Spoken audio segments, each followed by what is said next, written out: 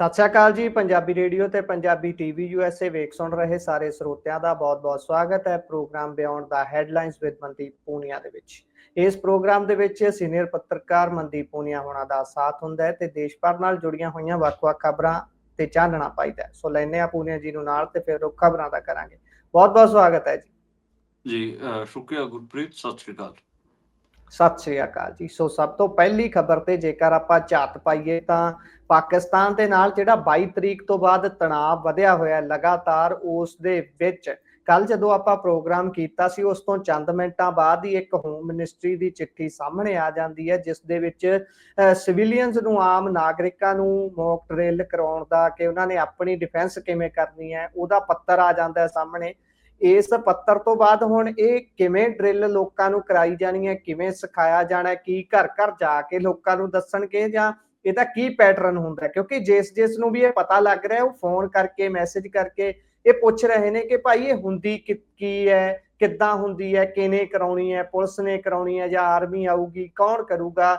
ਤੇ ਇਹੋ ਜਿਹੇ ਸਮੇਂ ਦੇ ਵਿੱਚ ਇਹੋ ਜਿਹੀਆਂ ਚੀਜ਼ਾਂ ਕੀ ਠੀਕ ਨੇ ਲੋਕਾਂ ਦੇ ਲਈ? ਲੋਕਾਂ ਦੇ ਵਿੱਚ ਇਹ ਦਹਿਸ਼ਤ ਵਰਗਾ ਮਾਹੌਲ ਭਰਦੀਆਂ ਨੇ ਜਾਂ ਕੀ ਕਰਦੀਆਂ ਨੇ? ਇਸ ਤੇ ਵੀ ਪਾਇਓ ਚਾਨਣਾ, ਪਾਇਓ ਜੀ ਸਾਨ। ਬੇਸਿਕਲੀ ਗੁਰਪ੍ਰੀਤ, ਪੂਰੇ ਮੁਲਕ ਭਰ ਚ ਤਕਰੀਬਨ 244 ਥਾਵਾਂ ਤੇ ਇਹ ਮੌਕ ਡਰਿਲ ਕੱਲ ਹੋਣਗੀਆਂ। ਇਹ 5 ਮਈ ਨੂੰ ਜਿਹੜਾ ਹੋਮ ਮਿਨਿਸਟਰੀ ਹੈ ਉਹਨੇ ਇੱਕ ਨੋਟੀਫਿਕੇਸ਼ਨ ਜਾਰੀ ਕਰਕੇ ਕਿਹਾ ਸੀਗਾ ਕਿ ਤੁਸੀਂ ਮੌਕ ਡਰਿਲਾਂ ਕਰਾਓ। ਬੇਸਿਕਲੀ ਇਹ ਜਿਹੜੇ ਮੌਕ ਡਰਿਲ ਹੈਗੇ ਆ, ਇਹ ਜਿਹੜਾ ਜੇ ਯੁੱਧ ਵਰਗੀ ਸਥਿਤੀ ਹੋ ਗਈ ਜਾਂ ਫਿਰ ਵਾਰ ਟਾਈਪ ਸਿਚੁਏਸ਼ਨ ਹੋ ਗਈ, ਉਦੋਂ ਲੋਕਾਂ ਨੂੰ, ਆਮ ਲੋਕਾਂ ਨੂੰ ਬਚਣ ਵਾਸਤੇ ਜਾਂ ਫਿਰ ਜਿਹੜੇ ਸਟੂਡੈਂਟ ਹੈਗੇ ਆ, ਔਰ ਵਪਾਰੀ ਵਗੈਰਾ ਹੈਗੇ ਆ, ਉਹ ਕਿਵੇਂ ਬਚਣ ਉਹਦੇ ਤੋਂ, ਉਹਦੀਆਂ ਤਕਨੀਕਾਂ ਵਗੈਰਾ ਸਿਖਾਉਣ ਦੀ ਗੱਲ ਕਹਿ ਰਹੇ ਆ ਕਿ ਇਸ ਮੌਕ ਡਰਿਲ 'ਚ ਸਿਖਾਈਆਂ ਜਾਣਗੀਆਂ। ਬੇਸਿਕਲੀ ਪੰਜਾਬ ਦੀ ਜਦੋਂ ਖਬਰ ਦੀ ਗੱਲ ਕਰਾਂਗੇ ਉਦੋਂ ਆਪਾਂ ਉਹਦੇ ਬਾਰੇ ਵੀ ਜ਼ਿਕਰ ਕਰਾਂਗੇ ਕਿ ਇਹਦੇ 'ਚ ਹੋਊਗਾ ਕੀ, ਪਰ ਬਾਕੀ ਮੋਟਾ ਮੈਂ ਪਹਿਲਾਂ ਮੁਲਕ ਵਾਲਾ ਦੱਸ ਦਿੰਦਾ। ਮੁਲਕ ਭਰ 'ਚ ਬੇਸਿਕਲੀ ਇਹ ਜਿਹੜੀ ਮੌਕ ਡਰਿਲਾਂ ਹੈਗੀਆਂ, ਇਹ 3 ਕੈਟਾਗਰੀਜ਼ ਦੇ ਵਿੱਚ ਵੰਡੀਆਂ ਹੋਈਆਂ ਨੇ ਤੇ ਇਹਨਾਂ ਨੂੰ ਕਿਤੇ ਨਾ ਕਿਤੇ ਸਿਵਲ ਡਿਫੈਂਸ ਡਿਸਟ੍ਰਿਕਟਸ ਹੈਗੇ ਆ, ਉਹਨਾਂ ਦੇ ਆਧਾਰ ਤੇ ਇਹਨਾਂ ਨੂੰ ਵੰਡਿਆ ਹੋਇਆ ਹੈਗਾ। ਸਭ ਤੋਂ ਪਹਿਲੀ ਕੈਟਾਗਰੀ ਹੈਗੀ ਆ, ਉਹਦੇ ਵਿੱਚ ਜਿਹੜੇ ਹਾਈਲੀ ਸੈਂਸਿਟਿਵ ਜਿਹੜੇ ਏਰੀਆਜ਼ ਨੇ, ਖਾਸ ਕਰ ਜਿਹੜੇ ਬਾਰਡਰ ਲਾਗੇ ਜਿਹੜੇ ਜ਼ਿਲ੍ਹੇ ਨੇ, ਉਹਨਾਂ ਨੂੰ ਕੈਟਾਗਰੀ 1 ਚ ਰੱਖਿਆ ਗਿਆ ਹੈਗਾ। ਤੇ ਕੈਟਾਗਰੀ 3 ਚ ਜਿਹੜੇ ਬਹੁਤ ਘੱਟ ਸੈਂਸਿਟਿਵ ਹੈਗੇ ਆ, ਕੈਟਾਗਰੀ 2 ਚ ਜਿਹੜੇ ਕਿ ਮਤਲਬ ਮੋਡਰੇਟ ਸੈਂਸਿਟਿਵ ਨੇ, ਯਾਨੀ ਕਿ ਬਾਰਡਰ ਵਾਲੇ ਜ਼ਿਲ੍ਹਿਆਂ ਤੋਂ ਅਗਲੇ ਵਾਲੇ ਜਿਹੜੇ ਜ਼ਿਲ੍ਹੇ ਪੈਂਦੇ ਨੇ ਉਹਨਾਂ ਨੂੰ। ਇਹ ਮੋਟਾ ਹੈਗਾ ਜੀ। ਤੇ ਇਹਦੇ ਵਿੱਚ ਕਈ ਚੀਜ਼ਾਂ ਸਿਖਾਈਆਂ ਜਾਣਗੀਆਂ। ਕਿਹਾ ਜਾ ਰਿਹਾ ਹੈਗਾ ਕਿ ਜੇ ਏਅਰ ਰੇਡ ਵਗੈਰਾ ਹੁੰਦੀ ਹੈ, ਏਅਰ ਰੇਡ ਵਾਰਨਿੰਗ ਸਿਸਟਮ ਹੈਗਾ, ਉਹਦੇ ਜਿਹੜੇ ਅਲਰਟ ਵਗੈਰਾ ਹੈਗੇ ਆ, ਉਹਨੂੰ ਕਿਵੇਂ ਚੈੱਕ ਕਰਨੇ ਹੈਗੇ ਆ। ਜਿਹੜੀ ਇੰਡੀਅਨ ਏਅਰ ਫੋਰਸ ਦੇ ਜਿਹੜੇ ਹੌਟਲਾਈਨ ਨੇ, ਜਿਵੇਂ ਰੇਡੀਓ ਕਮਿਊਨੀਕੇਸ਼ਨ, ਉਹ ਕਿਵੇਂ ਵਰਤਨੇ ਹੈਗੇ ਆ।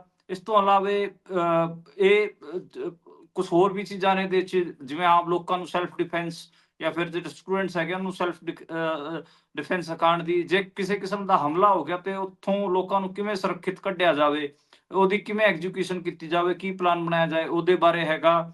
ਬਲੈਕ ਆਊਟ ਜੇ ਹੋ ਜਾਵੇ ਤਾਂ ਫਿਰ ਕੀ ਕਰਨਾ ਹੈਗਾ, ਜੇ ਬਲੈਕ ਆਊਟ ਹੋ ਗਿਆ ਤਾਂ ਫਿਰ ਕਿਵੇਂ ਐਕਟ ਕਰਨਾ ਹੈਗਾ। ਉਹ ਪੂਰਾ ਉਹਦੇ 'ਚ ਟਾਰਚ ਤੋਂ ਲੈ ਕੇ ਹੋਰ ਚੀਜ਼ਾਂ ਇਹ ਸਾਰੀਆਂ ਦਿਖਾਈਆਂ ਜਾਣਗੀਆਂ। ਫਾਇਰ ਵਾਲਾ ਵੀ ਸਿਖਾਇਆ ਜਾਊਗਾ। ਬੇਸਿਕਲੀ ਜਿਹੜਾ ਸਿਵਲ ਡਿਫੈਂਸ ਸਿਸਟਮ ਹੈ ਉਹਨੂੰ ਐਕਟੀਵੇਟ ਕਰਨ ਵਾਸਤੇ ਸਾਰਾ ਕੁਝ ਹੋ ਰਿਹਾ ਹੈਗਾ। ਐਮਰਜੈਂਸੀ 'ਚ ਕਿਵੇਂ ਜਿਹੜੇ ਆਮ ਲੋਕ ਹੈਗੇ ਆ, ਉਹ ਜਿਹੜੇ ਫਾਇਰ ਫਾਈਟਰਸ ਹੋ ਗਏ ਜਾਂ ਫਿਰ ਰੈਸਕਿਊ ਆਪਰੇਸ਼ਨ ਦੀ ਜਿਹੜੀ ਮੈਨੇਜਮੈਂਟ ਟੀਮ ਹੋ ਗਈ, ਇਹ ਜਾਂ ਫਿਰ ਜਿਹੜੇ ਡਿਫੈਂਸ ਪਰਸਨਸ ਹੋ ਗਏ, ਪੁਲਿਸ ਹੋ ਗਈ ਜਾਂ ਫਿਰ ਜਿਹੜਾ ਪ੍ਰਸ਼ਾਸਨ ਹੋ ਗਿਆ, ਉਹਦੇ ਨਾਲ ਕਿਵੇਂ ਇੰਟਰੈਕਟ ਕਰਨਗੇ, ਕਿਵੇਂ ਉਹ ਜਿਹੜੀ ਕੋਈ ਮਤਲਬ ਗਾਈਡਲਾਈਨਸ ਜਾਰੀਆਂ ਕਰ ਰਹੇ ਨੇ, ਉਹਨਾਂ ਤੋਂ ਪਹੁੰਚ ਕਿਵੇਂ ਹੋਊਗੀ। ਜੇ ਕਿਤੇ ਕੁਝ ਦਿੱਕਤ ਆ ਗਈ ਤਾਂ ਫਿਰ ਬਾਹਰ ਕਿਵੇਂ ਨਿਕਲਣਗੇ ਉਸ ਸਮੱਸਿਆ ਤੋਂ, ਜਾਂ ਫਿਰ ਉਸ ਪਰੇਸ਼ਾਨੀ ਤੋਂ ਬਾਹਰ ਕਿਵੇਂ ਨਿਕਲਣਗੇ। ਉਹ ਕਿਸਮ ਦੀਆਂ ਤਕਨੀਕਾਂ ਬਾਰੇ ਗੱਲ ਹੋਊਗੀ। ਇਹ ਮੌਕ ਡਰਿਲ ਹੈਗੀ ਆ। ਉੱਦਾਂ ਮਤਲਬ ਅੱਜ ਮੈਨੂੰ ਬਹੁਤ ਜ਼ਿਆਦਾ ਲੋਕਾਂ ਦੇ ਫੋਨ ਆਏ ਨੇ, ਮੇਰੇ ਜਿਹੜੇ ਆੜੀ ਅੱਡ ਕਿਸਮ ਦੇ ਕੰਮ ਕਰਦੇ ਨੇ, ਅੱਡ ਕਿਸਮ ਦੇ ਪ੍ਰੋਫੈਸ਼ਨਲ ਨੇ, ਕੋਈ ਐਕਟਿਵਿਸਟ ਹੈਗਾ, ਕੋਈ ਵਕੀਲ ਹੈ, ਕੋਈ ਡਾਕਟਰ ਹੈ, ਸਾਰੇ ਪੰਜਾਬ ਦੇ ਖਾਸ ਕਰ ਉਹ ਸਾਰੇ ਚਿੰਤਤ ਨੇ ਕਿ ਇਹ ਭਾਈ ਕੀ ਹੋ ਰਿਹਾ ਹੈਗਾ, ਤੇ ਉਹ ਅੱਜ ਫੋਨ ਕਰਕੇ ਪੁੱਛ ਰਹੇ ਸੀਗੇ। ਜੀ ਇਸੇ ਤਰ੍ਹਾਂ ਦੇ ਨਾਲ ਸਾਡੇ ਨਾਲ ਹੋਇਆ। ਕਈ ਲੋਕਾਂ ਦੇ ਮੈਸੇਜ ਆਏ, ਲੋਕ ਪੁੱਛ ਰਹੇ ਸੀ ਕਿ ਭਾਈ ਇਹ ਕਿਵੇਂ ਹੋਣਾ, ਕਿੱਥੇ ਹੋਣਾ, ਅਸੀਂ ਵੀ ਦੇਖਣਾ ਸਿੱਖਣਾ, ਜਾਂ ਉਹ ਚਾਹੁੰਦੇ ਨੇ, ਉਹ ਲੋਕ ਤਾਂ ਇਹ ਸਮਝ ਰਹੇ ਨੇ ਕਿ ਵਾਂਸ ਇਨ ਅ ਲਾਈਫ ਟਾਈਮ ਵਰਗੀ ਚੀਜ਼ ਹੁੰਦੀ ਹੈ, ਵੀ ਆ ਜੰਗ ਕਿਹੜਾ ਰੋਜ਼ ਲੱਗਣੀ ਹੁੰਦੀ ਹੈ। ਲੋਕ ਤਾਂ ਐ ਲਈ ਜਾਂਦੇ ਨੇ ਇਸ ਚੀਜ਼ ਨੂੰ, ਪਤਾ ਨਹੀਂ ਕੀ ਲੋਕਾਂ ਦੇ ਦਿਮਾਗ ਦੇ ਵਿੱਚ ਵੜਿਆ ਹੋਇਆ। ਜੰਗ ਨੂੰ ਬਹੁਤ ਗਲੋਰੀਫਾਈ ਕੀਤਾ ਜਾ ਰਿਹਾ ਹੈ, ਖਾਸ ਤੌਰ ਤੇ ਸਾਡੇ ਰਾਜਸੀ ਧਿਰਾਂ ਦੇ ਵੱਲੋਂ ਵੀ। ਤੇ ਅੱਗੇ ਚਲੀਏ ਜੀ, ਉਧਰ ਭਾਰਤ ਕੱਲ ਪਾਕਿਸਤਾਨੀ ਬਾਰਡਰ ਦੇ ਉੱਪਰ ਹਵਾਈ ਜਿਹੜਾ ਹਮਲੇ ਦੀ ਹਵਾਈ ਅਭਿਆਸ ਕਰੇਗਾ। ਤੇ ਇਸੇ ਦੇ ਨਾਲ ਜਿਹੜੇ ਖੜਗੇ ਸਾਹਿਬ ਨੇ ਕਾਂਗਰਸ ਪ੍ਰਧਾਨ, ਉਹ ਕਹਿ ਰਹੇ ਨੇ ਕਿ ਪੀਐਮ ਸਾਹਿਬ ਦੇ ਕੋਲ ਸਾਰੀ ਇਨਪੁਟ ਸੀ ਇਸ ਹਮਲੇ ਦੀ। ਇਸ ਤੇ ਵੀ ਜ਼ਰਾ ਪਾਇਓ ਚਾਨਣਾ ਕਿ ਸੱਚੀਓ ਇਨਪੁਟ ਸੀ ਜਾਂ ਫਿਰ ਸਿਰਫ ਸਿਆਸਤ ਕੀਤੀ ਜਾ ਰਹੀ ਹੈ ਇਸ ਤੇ। ਬੇਸਿਕਲੀ ਆਪਾਂ ਪਹਿਲਾਂ ਖੜਗੇ ਸਾਹਿਬ ਦੇ ਬਿਆਨ ਤੋਂ ਆਪਾਂ ਸ਼ੁਰੂਆਤ ਕਰਦੇ ਹੈਗੇ ਆ। ਉਹਨਾਂ ਨੇ ਇੱਕ ਅਖਬਾਰ ਨੂੰ ਕੋਟ ਕਰਦਿਆਂ ਕਿਹਾ ਕਿ ਮੈਨੂੰ ਅਖਬਾਰ ਤੋਂ ਇਹ ਗੱਲ ਪਤਾ ਲੱਗੀ ਸੀਗੀ ਕਿ 22 ਅਪ੍ਰੈਲ ਤੋਂ ਪਹਿਲਾਂ 22 ਅਪ੍ਰੈਲ ਨੂੰ ਆਤੰਕਵਾਦੀ ਹਮਲਾ ਹੋਣ ਜਾ ਰਿਹਾ ਹੈਗਾ। ਪੀਐਮ ਨੂੰ ਇੰਟੈਲੀਜੈਂਸ ਦਾ 3 ਦਿਨ ਪਹਿਲਾਂ ਇਨਪੁਟ ਮਿਲ ਗਿਆ ਸੀਗਾ, ਇਸੇ ਕਰਕੇ ਉਹਨਾਂ ਨੇ ਆਪਣਾ ਕਸ਼ਮੀਰ ਦਾ ਦੌਰਾ ਰੱਦ ਕਰ ਦਿੱਤਾ ਸੀਗਾ। ਲੇਕਿਨ ਉਹਨਾਂ ਨੇ ਆਮ ਲੋਕਾਂ ਦੀ ਸੁਰੱਖਿਆ ਵਾਸਤੇ ਉੱਥੇ ਕੋਈ ਵਿਵਸਥਾ ਨਹੀਂ ਕੀਤੀ। ਉਹਨਾਂ ਨੇ ਕਿਹਾ ਕਿ ਇਹ ਹੈਰਾਨਜਨਕ ਹੈਗਾ। ਜੇ ਉਹਨਾਂ ਨੂੰ 3 ਦਿਨ ਪਹਿਲਾਂ ਇੰਟੈਲੀਜੈਂਸ ਦਾ ਇਨਪੁਟ ਸੀਗਾ ਕਿ ਉੱਥੇ ਕੋਈ ਹਮਲਾ ਹੋ ਸਕਦਾ ਗਾ, ਆਤੰਕਵਾਦੀ ਹਮਲਾ ਹੋ ਸਕਦਾ ਗਾ, ਫਿਰ ਉਹਨਾਂ ਨੇ ਖੁਦ ਦਾ ਤਾਂ ਦੌਰਾ ਕੈਂਸਲ ਕਰਤਾ। ਪਰ ਆਮ ਲੋਕਾਂ ਦੀ ਜਿਹੜੀ ਸੁਰੱਖਿਆ ਹੈਗੀ ਉਹਦੇ ਵੀ ਪੁਖਤਾ ਪ੍ਰਬੰਧ ਕਰਨੇ ਚਾਹੀਦੇ ਸੀ ਉਹਨਾਂ ਨੇ, ਪਰ ਉਹ ਨਹੀਂ ਕੀਤੇ। ਇੱਕ ਤਾਂ ਉਹ ਉਹਨਾਂ ਨੇ ਟਾਰਗੇਟ ਕੀਤਾ ਹੈਗਾ, ਤੇ ਦੂਜਾ ਉਹਨਾਂ ਨੇ ਕਿਹਾ ਕਿ 26 ਲੋਕ ਜਿਹੜੇ ਮਾਰੇ ਗਏ ਨੇ ਉਹ ਤਾਂ ਬੇਗੁਨਾਹ ਨੇ। ਸਰਕਾਰ ਇਹ ਵੀ ਮੰਨ ਰਹੀ ਹੈ ਕਿ ਉਹਨਾਂ ਦਾ ਇੰਟੈਲੀਜੈਂਸ ਫੇਲਿਅਰ ਹੈਗਾ, ਜਿਸ ਨੂੰ ਉਹ ਸੁਧਾਰਨਗੇ। ਪਰ ਇਹ ਸਾਰਾ ਕੁਝ ਹੁੰਦੇ ਸਾਰ ਵੀ, ਮਤਲਬ ਜਦੋਂ ਇੱਕ ਪੀਐਮਓ ਨੂੰ ਇੱਕ ਇਨਪੁਟ ਸੀਗਾ, ਉਹਦੇ ਬਾਵਜੂਦ ਵੀ ਇਹ ਸਾਰੀ ਵਿਵਸਥਾ ਨੂੰ ਸੁਧਾਰਿਆ ਕਿਉਂ ਨਹੀਂ ਗਿਆ? ਉਸ ਟਾਈਮ ਉਹਨੂੰ ਵਧੀਆ ਕਿਉਂ ਨਹੀਂ ਕੀਤਾ ਗਿਆ? ਇਹ ਕੁਝ ਚੀਜ਼ਾਂ ਸੀ। ਉਹ ਝਾਰਖੰਡ ਦੀ ਰਾਂਚੀ ਦੇ ਵਿੱਚ ਸੰਵਿਧਾਨ ਬਚਾਓ ਰੈਲੀ ਨੂੰ ਸੰਬੋਧਿਤ ਕਰ ਰਹੇ ਸੀ, ਉੱਥੇ ਉਹਨਾਂ ਨੇ ਇਹ ਗੱਲਾਂ ਚੱਕੀਆਂ ਹੈਗੀਆਂ। ਹੁਣ ਆਪਾਂ ਜਿਹੜੀਆਂ ਇਹਦੇ ਨਾਲ ਜੁੜੀਆਂ ਹੋਈਆਂ ਹੋਰ ਖਬਰਾਂ ਨੇ ਉਹਨਾਂ ਬਾਰੇ ਆਪਾਂ ਗੱਲ ਕਰ ਲੈਂਦੇ ਆ।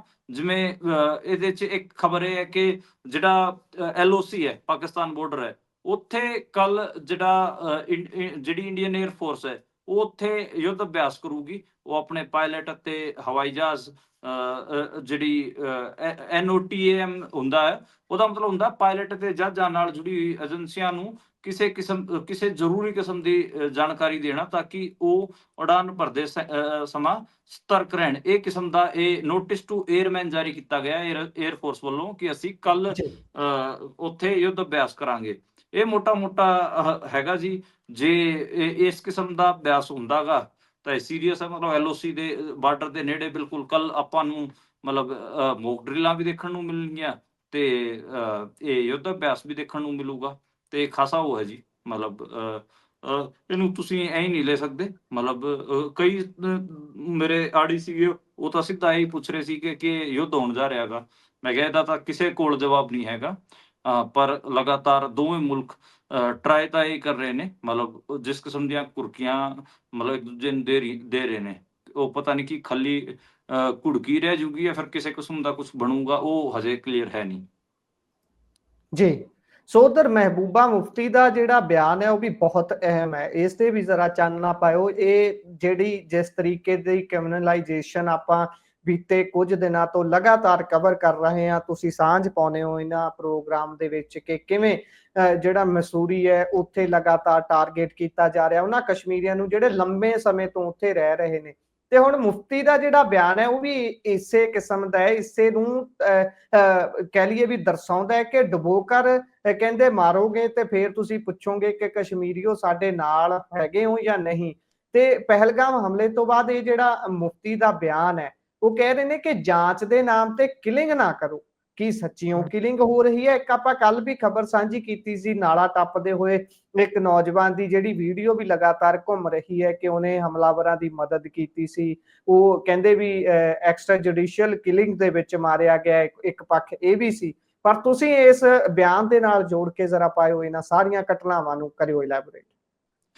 ਬੇਸਿਕਲੀ ਮਹਿਬੂਬਾ ਮੁਫਤੀ ਦੈਨਿਕ ਭਾਸਕਰ ਜਿਹੜਾ ਅਖਬਾਰ ਹੈ ਉਹਦੇ ਨਾਲ ਗੱਲਬਾਤ ਕਰ ਰਹੇ ਸੀਗੇ। ਉਸ ਟਾਈਮ ਉਹਨਾਂ ਨੇ ਇਹ ਬਿਆਨ ਦਿੱਤਾ ਹੈਗਾ, ਤੇ ਉਹਨਾਂ ਨੇ ਬਿਆਨ ਵੀ ਜਿਹੜੀ ਕੱਲ ਆਪਾਂ ਖਬਰ ਕੀਤੀ ਸੀ ਉਹਨੂੰ ਹੀ ਇੱਕ ਹਿਸਾਬ ਨਾਲ ਆਪਾਂ ਕਹਿ ਲਈਏ ਕਿ ਆਪਣਾ ਇੱਕ ਮੇਨ ਉਹ ਬਣਾ ਕੇ ਸੋਰਸ ਬਣਾ ਕੇ ਦਿੱਤਾ ਹੈਗਾ। ਉਹਨਾਂ ਦਾ ਕਹਿਣ ਦਾ ਭਾਵ ਇਹ ਸੀਗਾ ਕਿ ਜਿਹੜੀ ਐਕਸਟਰਾ ਜੁਡੀਸ਼ੀਅਲ ਕਿਲਿੰਗ ਉਸ ਮੁੰਡੇ ਦੀ ਹੋਈ ਹੈ, ਪੁਲਿਸ ਨੇ ਤੇ ਜਾਂਚ ਏਜੰਸੀਆਂ ਨੇ ਬਾਅਦ ਚ ਉਹਨੂੰ ਨਾਲੇ ਚ ਕੁਦਾਂਦਿਆਂ ਦੀ ਇੱਕ ਵੀਡੀਓ ਬਣਾ ਕੇ ਕਹਿੰਦਾ ਕਿ ਇਹ ਤਾਂ ਦੇਖੋ ਕਿਤੇ ਨਾ ਕਿਤੇ ਨਾਲੇ ਚ ਕੁੱਦ ਰਿਹਾ, ਉਸ ਨਾਲੇ ਚ ਕੁੱਦ ਕੇ ਉੱਥੇ ਡੁੱਬ ਕੇ ਮੌਤ ਹੋਈ ਹੈ।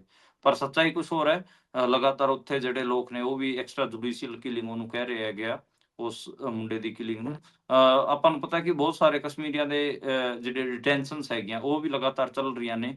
ਬਹੁਤ ਸਾਰੇ ਕਸ਼ਮੀਰੀਆਂ ਦੇ ਘਰ ਵੀ ਢਾਏ ਗਏ ਨੇ, ਬਲਾਸਟ ਹੀ ਕੀਤੇ ਗਏ ਹੈਗੇ ਆ। ਤਾਂ ਇਸ ਕਿਸਮ ਦੀਆਂ ਚੀਜ਼ਾਂ ਨੇ, ਇਸ ਕਰਕੇ ਮੈਨੂੰ ਲੱਗਦਾ ਗਾ ਕਿ ਮਹਿਬੂਬਾ ਮੁਫਤੀ ਉੱਥੇ ਆਪੋਜੀਸ਼ਨ 'ਚ ਹੈਗੇ ਆ ਤੇ ਉਹਨਾਂ ਨੂੰ ਆਪੋਜੀਸ਼ਨ ਦੀ ਪੋਲਿਟਿਕਸ ਕਰਨੀ ਹੈਗੀ ਆ। ਇਸੇ ਕਰਕੇ ਉਹ ਕਸ਼ਮੀਰੀਆਂ ਨਾਲ ਜਿਹੜਾ ਧੱਕਾ ਹੋ ਰਿਹਾ ਗਾ, ਉਸ ਚੀਜ਼ਾਂ ਨੂੰ ਲਗਾਤਾਰ ਐਂਪਲੀਫਾਈ ਕਰ ਰਹੇ ਨੇ।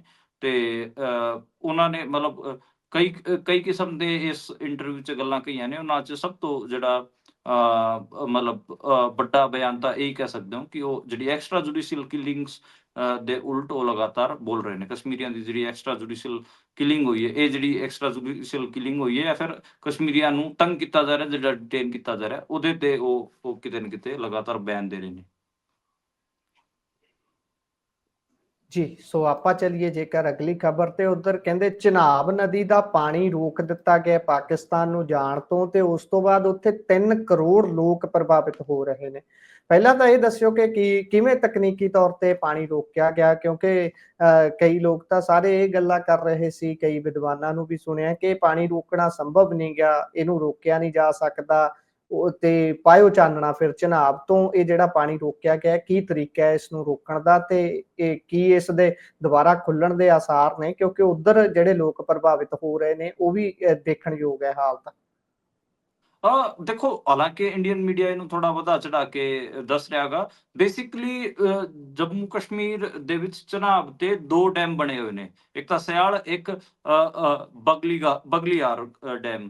ਤੇ ਦੋਵੇਂ ਸਿਆਲ ਤੇ ਬਗਲੀਹਾਰ ਜਿਹੜਾ ਡੈਮ ਹੈ, ਇਹਨਾਂ ਦੇ ਗੇਟ ਬੰਦ ਕਰ ਦਿੱਤੇ ਗਏ ਹੈਗੇ ਆ, ਜਿਸ ਕਰਕੇ ਜਿਹੜਾ ਵਾਟਰ ਲੈਵਲ ਹੈ ਚਨਾਬ ਦਾ ਉਹ ਬਹੁਤ ਘਟ ਗਿਆ ਹੈਗਾ।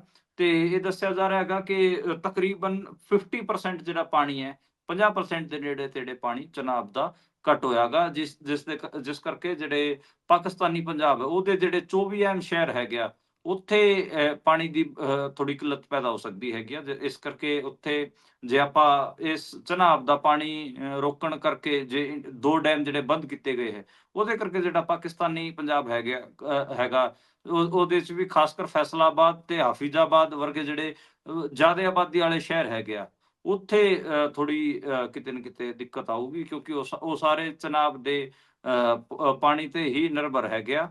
ਇਹ ਚੀਜ਼ਾਂ ਨਿਕਲ ਕੇ ਆ ਰਹੀਆਂ ਨੇ। ਹਾਲਾਂਕਿ ਜਿਹੜੇ ਪਾਕਿਸਤਾਨ ਦੇ ਜਿਹੜੇ ਪੋਲੀਟੀਸ਼ੀਅਨ ਨੇ ਉਹ ਲਗਾਤਾਰ ਪਾਣੀ ਜਿਹੜਾ ਰੋਕਿਆ ਜਾ ਰਿਹਾ ਇੰਡੀਆ ਵੱਲੋਂ, ਤੇ ਇੰਡੀਆ ਨੇ ਜਿਹੜਾ ਇੰਡਸ ਵਾਟਰ ਟ੍ਰੀਟੀ ਨੂੰ ਸਸਪੈਂਡ ਕੀਤਾ, ਉਹਦੇ ਤੇ ਲਗਾਤਾਰ ਬਿਆਨ ਦੇ ਰਹੇ ਨੇ। ਬਿਲਾਵਲ ਭੁੱਟੋ ਨੇ ਵੀ ਬਿਆਨ ਦਿੱਤਾ, ਉਹਦੇ ਤੇ ਖਵਾਜਾ ਆਸਫ, ਸ਼ਹਿਬਾਜ਼ ਸ਼ਰੀਫ, ਸਾਰਿਆਂ ਨੇ ਹੀ ਇਸ ਤੇ ਬਿਆਨ ਦਿੱਤੇ। ਜਿਹੜੇ ਸ਼ਹਿਬਾਜ਼ ਸ਼ਰੀਫ ਹੈ ਉਹਨਾਂ ਨੇ ਕਿਹਾ ਸੀਗਾ ਕਿ 1 ਮਈ ਨੂੰ ਉਹਨਾਂ ਨੇ ਕਿਹਾ ਸੀ ਕਿ ਇਹ ਕਿਤੇ ਨਾ ਕਿਤੇ ਜਿਹੜਾ ਫੈਸਲਾ ਹੈਗਾ ਪਾਣੀ ਰੋਕਣ ਵਾਲਾ, ਇਹ ਯੁੱਧ ਭੜਕਾਉਣ ਵਾਲਾ ਫੈਸਲਾ ਹੈਗਾ। ਇਹਦੇ ਕਰਕੇ ਇਸ ਕਰਕੇ ਪਾਕਿਸਤਾਨ ਅਤੇ ਭਾਰਤ 'ਚ ਯੁੱਧ ਵੀ ਹੋ ਸਕਦਾ ਗਾ। ਇਹ ਮਾਮਲਾ ਹੈਗਾ ਤੇ ਜਿਹੜੀ 65 ਸਾਲ ਪੁਰਾਣੀ ਜਿਹੜੀ ਇੰਡਸ ਵਾਟਰ ਟ੍ਰੀਟੀ ਸੀ ਉਹਨੂੰ ਇੰਡੀਆ ਨੇ ਸਸਪੈਂਡ ਕਰ ਰੱਖਿਆ ਗਿਆ, ਤੇ ਉਸੇ ਕਰਕੇ ਹੀ ਇਹ ਜਿਹੜੇ ਚਨਾਬ ਤੇ 2 ਬਾਂਧ ਨੇ ਉਹ ਬੰਦ ਕੀਤੇ ਗਏ ਹੈਗੇ ਆ, ਤੇ ਉਹਦਾ ਅਸਰ ਹੁਣ ਪਾਕਿਸਤਾਨ 'ਚ ਦੇਖਣ ਨੂੰ ਮਿਲ ਰਿਹਾ ਹੈਗਾ। ਜੀ, ਉਧਰ ਪਹਿਲਗਾਮ 'ਚ ਜਿਹੜਾ ਲੈਫਟੀਨੈਂਟ ਮਾਰਿਆ ਗਿਆ ਸੀ ਨੌਜਵਾਨ, ਉਸਦੇ ਘਰ ਅੱਜ ਰਾਹੁਲ ਗਾਂਧੀ ਹੁਣੀ ਜਾਂਦੇ ਨੇ। ਉੱਥੇ ਉਹਨਾਂ ਨੇ ਕੁਝ ਅਹਿਮ ਗੱਲਾਂ ਕੀਤੀਆਂ ਨੇ, ਖਾਸ ਤੌਰ ਤੇ ਇਹ ਜਿਹੜੀ ਚੂਕ ਹੋਈ ਹੈ ਸੁਰੱਖਿਆ ਦੇ ਵਿੱਚ ਉਹਨੂੰ ਲੈ ਕੇ, ਤੇ ਫਿਰ ਅੱਤਵਾਦੀਆਂ ਨੂੰ ਲੈ ਕੇ, ਇਸ ਤੇ ਵੀ ਜ਼ਰਾ ਪਾਇਓ ਚਾਨਣਾ। ਹਾਂਜੀ, ਅੱਜ ਹਰਿਆਣੇ ਦੇ ਕਰਨਾਲ ਸ਼ਹਿਰ ਦੇ ਵਿੱਚ ਰਾਹੁਲ ਗਾਂਧੀ ਪਹੁੰਚੇ ਸੀਗੇ, ਲੀਡਰ ਆਫ ਆਪੋਜੀਸ਼ਨ। ਉਹਨਾਂ ਨੇ ਜਿਹੜੇ ਕਰਨਾਲ ਤੋਂ ਨੇਵੀ ਲੈਫਟੀਨੈਂਟ ਵਿਨੈ ਨਰਵਾਲ ਸੀ, ਉਹਨਾਂ ਦੇ ਪੈਰੈਂਟਸ ਨਾਲ ਮੁਲਾਕਾਤ ਕੀਤੀ ਹੈਗੀ ਆ। ਉਹਨਾਂ ਦੇ ਆਪਾਂ ਨੂੰ ਪਤਾ ਹੈ ਕਿ ਉਹਨਾਂ ਦਾ ਜਿਹੜਾ ਬੱਚਾ ਸੀਗਾ ਨਰਵਾਲ ਪਰਿਵਾਰ ਦਾ, ਵਿਨੈ ਨਰਵਾਲ, ਉਹ ਨੇਵੀ 'ਚ ਲੈਫਟੀਨੈਂਟ ਸੀਗਾ ਤੇ ਇਸ ਪਹਿਲਗਾਮ ਹਮਲੇ 'ਚ ਮਾਰਿਆ ਗਿਆ ਸੀ। ਆਪਣੀ ਜਿਹੜੀ ਨਵੀਂ ਵਿਆਹੀ ਉਹਦੀ ਜਿਹੜੀ ਨੂੰਹ ਸੀ ਉਹਦੇ ਨਾਲ ਉਹ ਗਿਆ ਹੋਇਆ ਸੀ। 2 ਮਹੀਨੇ ਹੋਏ ਸੀ ਵਿਆਹ ਨੂੰ ਵੀ, ਦੋਵਾਂ ਦੇ ਵਿਆਹ ਨੂੰ। ਤੇ ਉਸ ਤੋਂ ਬਾਅਦ ਆਪਾਂ ਨੂੰ ਪਤਾ ਕਿ ਉਹਨਾਂ ਦੇ ਜਿਹੜੇ ਪਤਨੀ ਸੀਗੇ, ਉਹਨਾਂ ਨੇ ਇੱਕ ਬਿਆਨ ਦਿੱਤਾ ਸੀਗਾ। ਉਹਨਾਂ ਨੇ ਕਿਹਾ ਸੀਗਾ ਕਿ ਜਿਹੜੇ ਦੋਸ਼ੀ ਹੈਗੇ ਆ ਉਹਨਾਂ ਨੂੰ ਸਜ਼ਾ ਹੋਣੀ ਚਾਹੀਦੀ, ਜਿਹੜੇ ਨਿਰਦੋਸ਼ ਕਸ਼ਮੀਰੀ ਅਤੇ ਮੁਸਲਮਾਨ ਹੈਗੇ ਆ ਉਹਨਾਂ ਨੂੰ ਨਾ ਟਾਰਗੇਟ ਕੀਤਾ ਜਾਵੇ। ਉਸ ਤੋਂ ਬਾਅਦ ਰਾਈਟ ਵਿੰਗਰਸ ਨੇ ਉਹਨਾਂ ਨੂੰ ਟਰੋਲ ਕੀਤਾ ਸੀ। ਫਿਰ ਇਹ ਕਲੀਅਰ ਹੋ ਗਿਆ ਸੀਗਾ ਕਿ ਜਿਹੜੇ ਕਮਿਊਨਲ ਹੇਟ ਦੇ ਉਲਟ ਜਿਹੜੇ ਲੋਕ ਅਕਸਰ ਗੱਲਾਂ ਕਰਦੇ ਨੇ, ਉਹ ਕਿਤੇ ਨਾ ਕਿਤੇ ਉਸ ਕੁੜੀ ਦੇ ਨਾਲ ਖੜੇ ਹੋ ਗਏ ਸੀਗੇ, ਤੇ ਰਾਹੁਲ ਗਾਂਧੀ ਨੇ ਵੀ ਮਤਲਬ ਰਾਹੁਲ ਗਾਂਧੀ ਵੀ ਇਸੇ ਕਰਕੇ ਵਿਜ਼ਿਟ ਕਰ ਰਹੇ ਨੇ, ਕਿਉਂਕਿ ਉਹਨਾਂ ਨੂੰ ਲੱਗਿਆ ਕਿ ਇਹ ਜਿਹੜਾ ਪਰਿਵਾਰ ਹੈ, ਜਿਹੜਾ ਕਮਨਲ ਹੇਟ ਹੈ, ਉਹਦੇ ਖਿਲਾਫ ਬੋਲ ਰਿਹਾ। ਉਹਨਾਂ ਦਾ ਬੱਚਾ ਵੀ ਗਿਆ ਹੈਗਾ, ਫਿਰ ਵੀ ਉਹ ਇਹ ਕਹਿ ਰਹੇ ਨੇ ਕਿ ਆਮ ਮੁਸਲਮਾਨਾਂ ਨੂੰ ਅਤੇ ਆਮ ਕਸ਼ਮੀਰੀਆਂ ਨੂੰ ਤੰਗ ਨਾ ਕੀਤਾ ਜਾਵੇ। ਬਹੁਤ ਮਤਲਬ ਮੈਚੁਰ ਬਿਆਨ ਸੀਗਾ। ਉਸ ਤੋਂ ਬਾਅਦ ਹੀ ਮੈਨੂੰ ਲੱਗਦਾ ਵਾ ਕਿ ਰਾਹੁਲ ਗਾਂਧੀ ਹੋਰੀ ਇਹ ਸਾਰੇ ਉੱਥੇ ਗਏ ਸੀਗੇ। ਉੱਥੇ ਉਹਨਾਂ ਨੇ ਸਵਾਲ ਚੁੱਕੇ ਹੈਗੇ ਆ ਕਿ ਮਤਲਬ ਉਹ ਇੰਟੈਲੀਜੈਂਸ ਇਨਪੁਟ ਸੀਗਾ ਤਾਂ ਸਿਕਿਉਰਿਟੀ ਕਿਉਂ ਨਹੀਂ ਦਿੱਤੀ ਗਈ। ਉਹਨਾਂ ਨੇ ਵੀ ਇਹੀ ਗੱਲ ਕਹੀ ਹੈ। ਉਹਨਾਂ ਨੇ ਇਹ ਵੀ ਗੱਲ ਕਹੀ ਹੈ ਕਿ ਜਿਹੜਾ ਆਤੰਕਵਾਦ ਹੁੰਦਾ ਗਾ, ਦਹਿਸ਼ਤਗਰਦੀ ਹੁੰਦੀ, ਉਹਦਾ ਕੋਈ ਧਰਮ ਨਹੀਂ ਹੁੰਦਾ, ਉਹਨੂੰ ਧਰਮ ਨਾਲ ਜੋੜ ਕੇ ਨਾ ਨਹੀਂ ਦੇਖਿਆ ਜਾਣਾ ਚਾਹੀਦਾ। ਉਸ ਕੁੜੀ ਨੇ ਵੀ ਉਹੀ ਗੱਲ ਕਹੀ ਸੀ, ਉਹੀ ਗੱਲ ਰਾਹੁਲ ਗਾਂਧੀ ਨੇ ਵੀ ਰਿਪੀਟ ਕੀਤੀ ਹੈ। ਤੇ ਇਹ ਮੋਟਾ ਹੈਗਾ ਜੀ। ਮਤਲਬ ਰਾਹੁਲ ਗਾਂਧੀ ਜਿਹੜੇ ਉੱਤਰ ਪ੍ਰਦੇਸ਼ ਦੇ ਵੀ ਕਈ ਸ਼ਖਸ ਕਈ ਪਰਿਵਾਰ ਸੀ ਜਿਨ੍ਹਾਂ ਦੇ ਬੱਚੇ ਸ਼ਹੀਦ ਹੋਏ ਸੀ, ਉੱਥੇ ਵੀ ਉਹ ਜਾ ਕੇ ਆਏ ਸੀ। ਜੀ, ਸੋ ਇਸੇ ਨਾਲ ਇਸ ਗੱਲ ਤੇ ਵੀ ਪਾ ਦਿਓ ਚਾਨਣਾ ਕਿ ਕੱਲ ਪੰਜਾਬ ਦੇ ਵੀ 20 ਜ਼ਿਲ੍ਹਿਆਂ ਦੇ ਵਿੱਚ ਮੌਕ ਡਰਿਲ ਹੋਣੀ ਹੈ। ਇਸ ਦੇ ਵਿੱਚ ਕੀ ਕੁਝ ਖਾਸ ਜਾਂ ਫਿਰ ਪੰਜਾਬੀਆਂ ਨੂੰ ਕਿਸ ਗੱਲ ਦਾ ਧਿਆਨ ਰੱਖਣ ਦੀ ਲੋੜ ਹੈ? ਹਾਂਜੀ, ਜਿਵੇਂ ਆਪਾਂ ਗੱਲ ਕਰ ਰਹੇ ਸੀਗੇ ਕਿ ਮੁਲਕ ਦੇ 244 ਜਗ੍ਹਾਵਾਂ ਤੇ ਸਿਵਲ ਡਿਫੈਂਸ ਮੌਕ ਡਰਿਲ ਹੋਣਗੀਆਂ। ਉਸ ਹਿਸਾਬ ਨਾਲ ਪੰਜਾਬ 'ਚ ਇਹ 20 ਜ਼ਿਲ੍ਹੇ ਲਿਸਟ ਆਊਟ ਕੀਤੇ ਗਏ ਹੈਗੇ ਆ, ਜਿੱਥੇ ਇਹ ਮੌਕ ਡਰਿਲਾਂ ਹੋਣਗੀਆਂ। ਬੇਸਿਕਲੀ ਉਹਦੇ 'ਚ ਕਈ ਕਿਸਮ ਦੀਆਂ ਮੌਕ ਡਰਿਲ 'ਚ ਪੁਲਿਸ ਵੀ ਸ਼ਾਮਲ ਰਹੂਗੀ, SDRF ਦੀ ਟੀਮਾਂ ਵੀ ਸ਼ਾਮਲ ਰਹਿਣਗੀਆਂ ਤੇ ਹੋਰ ਮਤਲਬ ਯੁੱਧ ਤੋਂ ਬਚਣ ਦੀਆਂ ਜਿਹੜੀਆਂ ਟ੍ਰੇਨਿੰਗ ਹੈਗੀਆਂ ਉਹ ਦਿੱਤੀਆਂ ਜਾਣਗੀਆਂ। ਸਾਇਰਨ ਵਜਾਏ ਜਾਣਗੇ।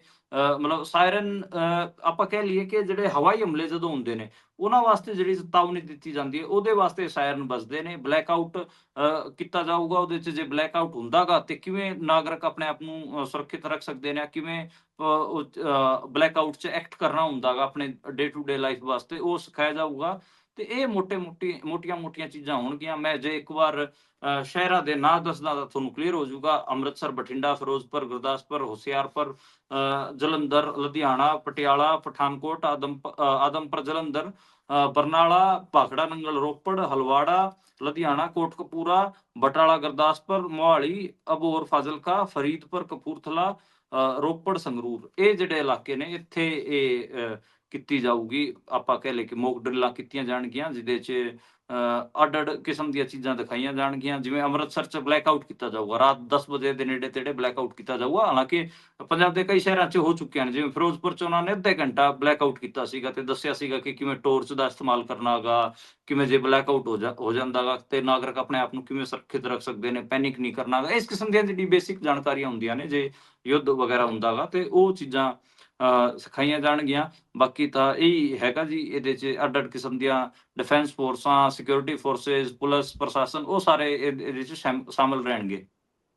ਜੀ, ਸੋ ਉਧਰ ਤੀਸਰੀ ਵਾਰ ਅੰਮ੍ਰਿਤਪਾਲ ਸਿੰਘ ਹੋਣਾ ਤੇ ਉੱਪਰ ਵਧਾਈ ਗਈ NSA ਨੂੰ ਲੈ ਕੇ ਅੱਜ ਅੰਮ੍ਰਿਤਸਰ ਦੇ ਵਿੱਚ ਵਿਰੋਧ ਕੀਤਾ ਗਿਆ ਉਹਨਾਂ ਦੀ ਜਥੇਬੰਦੀ, ਉਹਨਾਂ ਦੀ ਪਾਰਟੀ ਦੇ ਵੱਲੋਂ। ਸੋ ਹੋਰ ਕੀ ਖਾਸ ਆਖ ਰਹੇ ਨੇ ਉਹ, ਕਿਹੜੇ ਇੱਕ ਗੱਲ ਨੂੰ ਮੁੱਖ ਰੱਖ ਕੇ ਚੱਲ ਰਹੇ ਨੇ?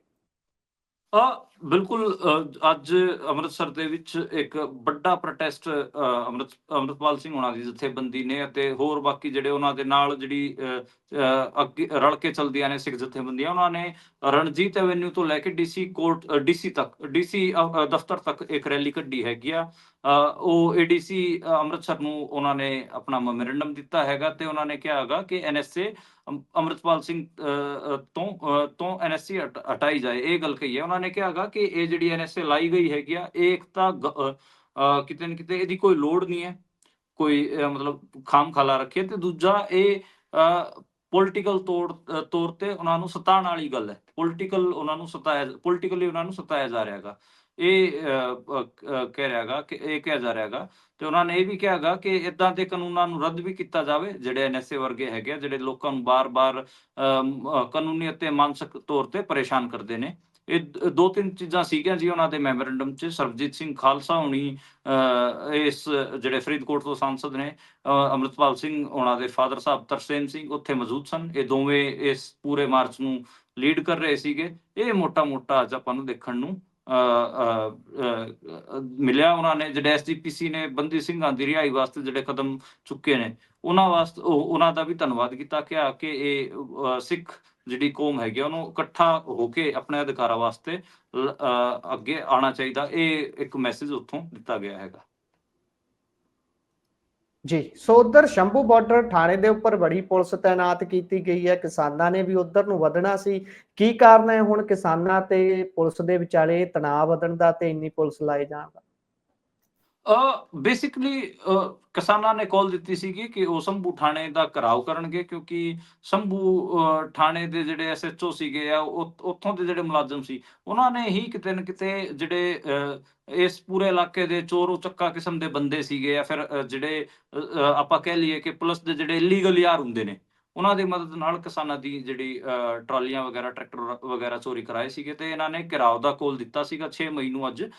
ਤੇ ਉਹਦੇ ਉਹ ਦਿੱਕਤ ਇਹ ਰਹੀ ਕਿ ਸਾਰੇ ਹੀ ਕਿਸਾਨ ਆਗੂਆਂ ਨੂੰ ਕੱਲ ਜਾ ਕੇ ਹੀ ਪੰਜਾਬ ਪੁਲਿਸ ਨੇ ਹਾਊਸ ਅਰੈਸਟ ਕਰ ਲਿਆ ਸੀਗਾ। ਹਰਿਆਣੇ ਤੋਂ ਵੀ ਜਿਹੜੇ ਕਿਸਾਨ ਸੀ ਉਹ ਆ ਰਹੇ ਸੀ, ਉਹਨਾਂ ਨੂੰ ਜਿਹੜੇ ਅੰਬਾਲੇ ਦੇ ਵਿੱਚ ਗੁਰਦੁਆਰਾ ਮੰਜੀ ਸਾਹਿਬ ਹੈ, ਉੱਥੇ ਰੋਕ ਲਿਆ ਗਿਆ, ਤੇ ਹਰਿਆਣਾ ਜੀ ਪੁਲਿਸ ਨੇ ਉਹਨਾਂ ਨੂੰ ਅੱਗੇ ਨਹੀਂ ਵਧਣ ਦਿੱਤਾ ਗਿਆ। ਇੱਕ ਉੱਥੇ ਬਹਿਸ ਦੀ ਵੀਡੀਓ ਵੀ ਆਈ, ਉਹਦੇ ਚ ਕਿਸਾਨਾਂ ਨੂੰ ਪੁਲਿਸ ਵਾਲੇ ਕਹਿੰਦੇ ਹੈਗੇ, ਤੁਸੀਂ ਕਿਉਂ ਹਰਿਆਣੇ ਨੂੰ ਬਦਨਾਮ ਕਰ ਰਹੇ ਹੋ?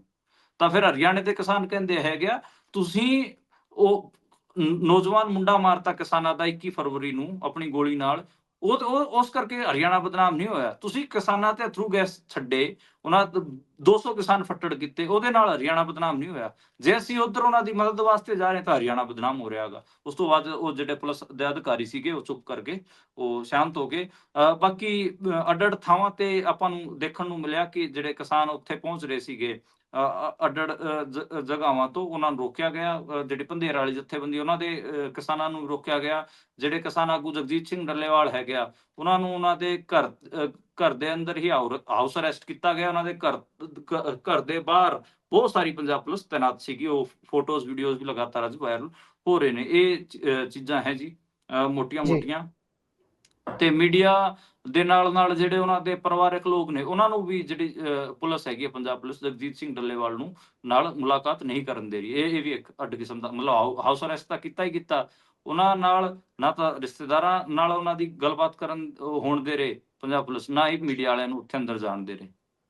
ਜੀ, ਮਤਲਬ ਕਿ ਸੁਨੇਹਾ ਅੰਦਰ ਬਾਹਰ ਨਹੀਂ ਹੋਣ ਦੇਣਾ ਚਾਹੁੰਦੇ ਕਿ ਕਿਸੇ ਵੀ ਤਰੀਕੇ ਨਾਲ ਜਥੇਬੰਦੀ ਤੱਕ ਕੋਈ ਜਾਣਕਾਰੀ ਉਹਨਾਂ ਦੀ ਸਾਂਝੀ ਹੋਵੇ। ਸੋ ਅਗਲੀ ਖਬਰ ਤੇ ਜੇਕਰ ਆਪਾਂ ਚੱਲੀਏ ਤਾਂ 13 ਦਿਨ ਤੋਂ ਪਾਕਿਸਤਾਨ ਦੀ ਫੌਜ ਦੀ ਹਿਰਾਸਤ ਦੇ ਵਿੱਚ ਹੈ ਬੀਐਸਐਫ ਦਾ ਜਵਾਨ ਪੀਕੇ ਸਾਹੂ।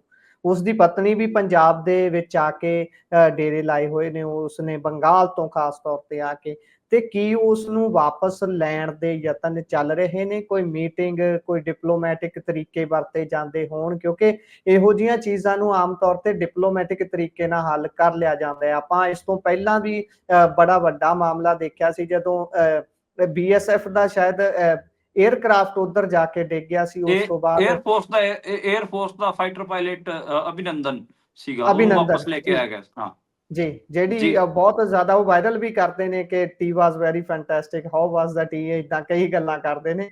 ਜ਼ਰਾ ਪਾਇਓ ਚਾਨਣਾ ਕਿ ਕੀ ਸੰਭਵ ਹੈ ਉਸ ਨੂੰ ਜਿੰਦਾ ਵਾਪਸ ਉਧਰੋਂ ਲਿਆਂਦਾ ਜਾਣਾ? ਦੇਖੋ, ਉਹ ਆਫੀਸਰ ਸੀਗਾ 에ਅਰਫੋਰਸ ਦਾ, ਜੀ ਤੇ ਹਾਈ ਪ੍ਰੋਫਾਈਲ ਮਾਮਲਾ ਸੀਗਾ। ਇਹ ਵਿਚਾਰਾ ਸੈਨਿਕ ਹੈਗਾ, ਜਵਾਨ ਹੈਗਾ। ਇਹਦੇ ਬਾਰੇ ਤਾਂ ਜਿਹੜੀ ਨੈਸ਼ਨਲ ਮੀਡੀਆ ਉਹ ਕਵਰੇਜ ਵੀ ਨਹੀਂ ਕਰ ਰਹੀ। ਆਪਾਂ ਹੂੰ ਦੇਖ ਰਿਹਾ ਲਗਾਤਾਰ ਇਸ ਬਾਰੇ, ਇਸ ਜਵਾਨ ਬਾਰੇ, ਪੀਕੇ ਸਾਹੂ ਬਾਰੇ ਕੋਈ ਗੱਲ ਨਹੀਂ ਹੋ ਰਹੀ। ਤੇ ਜੀ ਜਿਹੜਾ ਪੀਕੇ ਸਾਹੂ ਹੈ, ਆਪਾਂ ਨੂੰ ਪਤਾ ਕਿ 23 ਅਪ੍ਰੈਲ ਤੋਂ ਹੀ ਉਹ ਪੰਜਾਬ ਜੋ ਪਾਕਿਸਤਾਨੀ ਰੇਂਜਰਸ ਹੈਗੇ ਆ, ਉਹਨਾਂ ਦੇ ਹਿਰਾਸਤ 'ਚ ਹੈਗਾ। ਪੰਜਾਬ ਦੀ ਜਿਹੜੀ ਫਿਰੋਜ਼ਪੁਰ ਵਾਲੀ ਸਰਹੱਦ ਹੈ, ਉੱਥੇ ਉਹ ਤੈਨਾਤ ਸੀਗਾ। ਜਿਹੜੇ ਫਿਰੋਜ਼ਪੁਰ ਦੇ ਉਹ ਜਿਹੜੇ ਬਾਰਡਰ ਲਾਗੇ ਵਾਲੇ ਜਿਹੜੇ ਪਿੰਡ ਹੈ, ਉਹਨਾਂ ਦੇ ਕਿਸਾਨਾਂ ਨਾਲ ਉੱਥੇ ਗਿਆ ਸੀਗਾ, ਉਹਨਾਂ ਦੀ ਸੁਰੱਖਿਆ ਕਰਦਿਆਂ। ਉਹਨਾਂ ਨੂੰ ਫਸਲ ਕੱਟਣੀ ਸੀਗੀ, ਤੇ ਉਹ ਆਪਣੀ ਰਾਈਫਲ ਨਾਲ ਲੈ ਕੇ ਗਿਆ ਸੀ। ਉੱਧਰ ਉਹ ਸੋ ਗਿਆ ਵਿਚਾਰਾ ਕਿਸੇ ਪੇੜ ਦੇ ਥੱਲੇ ਜਾ ਕੇ, ਤੇ ਉਹਨੇ ਉਹ ਚੈੱਕ ਨਹੀਂ ਕੀਤਾ ਕਿ ਉਹ ਪੇੜ ਜਿਹੜਾ ਦਰਖਤ ਸੀਗਾ ਜਿਹਦੇ ਥੱਲੇ ਉਹ ਸੋਇਆ ਸੀਗਾ, ਉਹ ਇੰਡੀਆ ਦੇ ਵਿੱਚ ਹੈ ਜਾਂ ਫਿਰ ਪਾਕਿਸਤਾਨ ਦੇ ਵਿੱਚ। ਉਹ ਪਾਕਿਸਤਾਨ ਦੇ ਵਿੱਚ ਸੀਗਾ। ਪਾਕਿਸਤਾਨੀ ਰੇਂਜਰਸ ਨੇ ਉਹਨੂੰ ਫੜ ਲਿਆ। ਉਸ ਤੋਂ ਬਾਅਦ ਹੀ ਪਿਛਲੇ ਤੁਸੀਂ ਲਾ ਲਓ 13 ਦਿਨ ਹੋ ਗਿਆ, 23 ਤੋਂ, ਹਾਂ ਤਕਰੀਬਨ 23 ਅਪ੍ਰੈਲ ਤੋਂ ਹੀ 13 ਦਿਨ ਦੇ ਨੇੜੇ ਹੋ ਗਏ। 13 ਦਿਨਾਂ ਤੋਂ ਹੀ ਉਹ ਲਗਾਤਾਰ ਗ੍ਰਿਫਤ 'ਚ ਹੈਗਾ। ਤੇ ਉਹਨਾਂ ਦੀ ਜਿਹੜੀ ਪਤਨੀ ਹੈਗੀ ਆ, ਉਹਨਾਂ ਦੇ ਪੇਟ 'ਚ ਬੱਚਾ ਵੀ ਹੈਗਾ। ਉਹ ਬੰਗਾਲ ਤੋਂ ਫਿਰੋਜ਼ਪੁਰ ਆਏ ਹੋਏ ਨੇ, ਅਧਿਕਾਰੀਆਂ ਨਾਲ ਗੱਲਬਾਤ ਵੀ ਕਰ ਰਹੇ ਨੇ, ਲੇਕਿਨ ਹਜੇ ਤੱਕ ਕੋਈ ਮਤਲਬ ਠੋਸ ਉਹਨਾਂ ਨੂੰ ਆਪਾਂ ਕਹਿ ਲਈਏ ਕਿ ਆਸ਼ਵਾਸਨ ਨਹੀਂ ਮਿਲ ਰਿਹਾ ਹੈਗਾ।